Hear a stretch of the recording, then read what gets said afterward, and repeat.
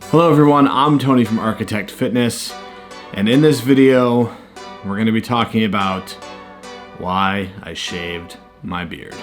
At first, this might not seem like it has anything to do with fitness, but it actually does. I would say the primary motivation for me doing this was that being in the gym, on staff, we have to wear masks, and our time in the gym might be anywhere from 4 to 8 hours at a time coaching clients. So that's a long time to be wearing a mask, and having a really big bushy beard is not exactly the most comfortable thing when you're wearing a mask. It would make my face sweat, the mask would push the beard into my mouth, the beard would push the mask up into my eyes.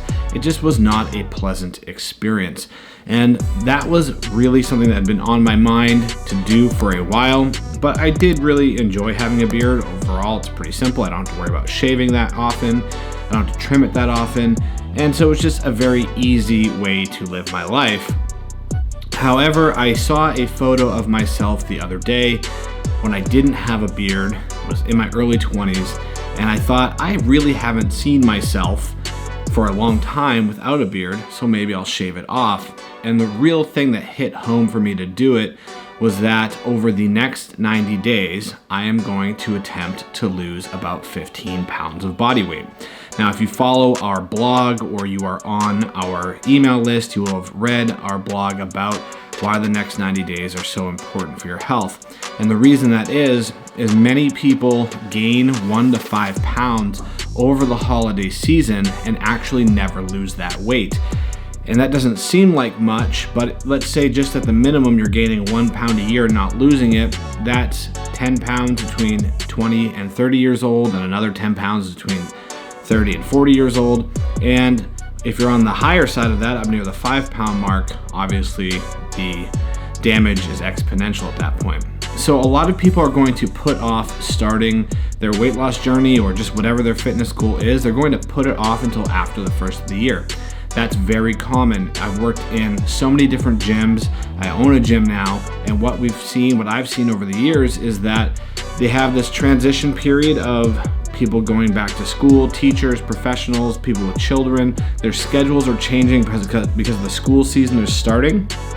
And then you have Halloween, Thanksgiving, New Year's, Christmas, Hanukkah, whatever holidays you're celebrating, they're all concentrated right at the end of the year like that. And these are times where you're going to have special foods brought at work, at school, at home, family get-togethers, parties, all different types of events that are going to be really tempting to eat all these delicious foods. And people have the mindset, there's no point in really focusing on my fitness right now and my health.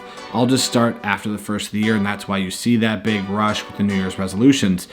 But if you are serious about doing something, you're going to start doing it right now. In fact, many of our most long-standing clients signed up in this period between the start of the school year and the end of the year. They didn't wait until the new year started, because if it's something that you're willing to put off, you're probably not actually that serious about it. So what does this have to do with my beard? Well, I thought that it would be very cool for me to demonstrate that losing 10 to 15 pounds during this time of year is 100% possible, 100% worth it. And I am going to be posting progress photos at the end of this 90-day period. However, one place I have always seen a significant change is my face. When I lose or gain weight, it's often in my face. And so if I continued with the beard, you would probably be able to see it somewhat, but I just thought a clean shaven, if you will, face will show those results much better. And this will lead to a whole bunch of other discussion about how we lose body fat, where we lose body fat from, spot reducing body fat, the best methods. So hopefully you will stick with us over the next 90 days, check back in. I'm probably not going to do a whole lot of videos about this journey during the 90 days. I'm just going to put this one out and then do a follow-up 3 months from now, and hopefully I get to my goal.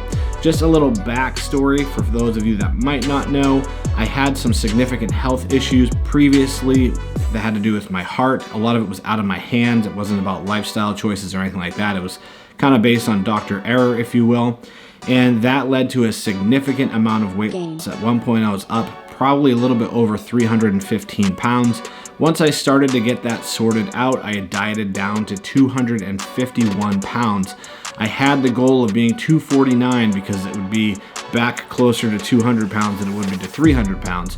I got down so close to that goal and then had another issue with my pacemaker, my implanted device. And since then, since that last issue was corrected, I've had so many more exercise restrictions put in place. So the exercise that I am able to do is much more limited than most of you watching. If you are watching this, it's a good chance you probably have a lot more available to you in terms of tools for exercise than I have. So this is going to be an extra challenge for me because since that last surgery, I have gained about 15 pounds back, which in the grand scheme of things, when I've lost about 65, that's not too bad, but I do need to pick up my journey again and start making some more progress. So the whole point will be, if I can do this, you can do this, because I'm not a particularly good athlete. I'm not particularly genetically gifted. I have some severe and heavy exercise restrictions put in place. So I want to talk very briefly about how I'm going to accomplish this goal. Number one, the most important thing for fat loss is nutrition. Exercise plays an extremely important role, but if you don't have your nutrition checked out and in place and on point, you are not going to see the results that you want. So I'm going to be tracking all of my food with Avatar Nutrition. This is an app I've used in the past. It's an app we recommend to a lot of our clients and friends and family.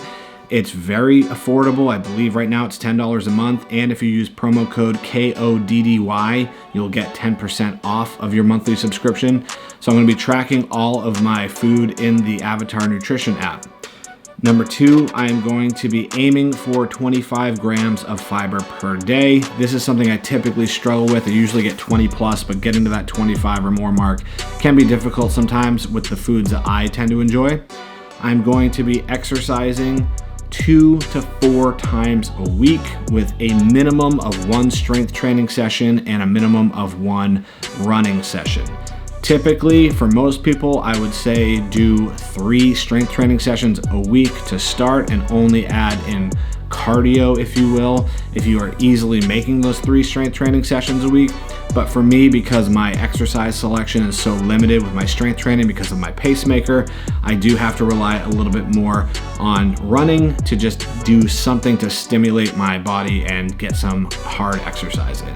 So I plan on strength training 1 to 2 times a week and running 1 to 2 times a week, but at minimum I'll do 1 of each. Third, I will be getting 8 hours of sleep a night. This is something that I pretty much always do. I have good sleep habits. I sleep very well. I'm very fortunate in that regard. I'm not the type of person that stays up and ruminates on things or has a hard time shutting my brain off. One thing I do use is Topical Magnesium. This is something we carry in the gym. If you're not local to us, I will put a link in the description where you can buy some Topical Magnesium. This just helps me sleep sometimes if I feel like I'm going to need it. And the magnesium helps put you into a deeper sleep, and the deeper sleep, you're gonna get more rest for the time you are sleeping. It's gonna help regulate healthy hormone production and has a host of other benefits. Normally we would get our magnesium through the food that we eat, but modern food, because it's so processed and the soil that the food comes from is depleted, a lot of people do have magnesium deficiency, and it's not really the type of mineral that you can get too much of, especially if you're taking it dermally through the skin, because your body will just secrete anything that it doesn't really need in terms of magnesium. And last but certainly not least, and this is something we've talked about before, I will be getting 10,000 steps per day, not including the steps I accrue during my runs or my strength training sessions. So when I do my strength training, I just take my step tracker completely off. So when I pick it back up again, I don't have any steps from my workout accrued. I do use my step tracker when I run because I do track my heart rate and some other metrics. So with that, I'll just take a quick look at how many steps I had before the run and after the run, and then I know I have to get that many over 10,000 by the end of my day. So that is going to be my strategy. Of course, that's just an overview. I could go into much more detail for all of those different points I just discussed, but that'll give you an idea of how I'm going to do this. If you are interested in losing 10 to 15 pounds, in the next 90 days along with me, shoot me a message and we can talk about how we can make that happen. I'm Tony with Architect Fitness. Thanks so much for watching, and I hope this beard grows back soon.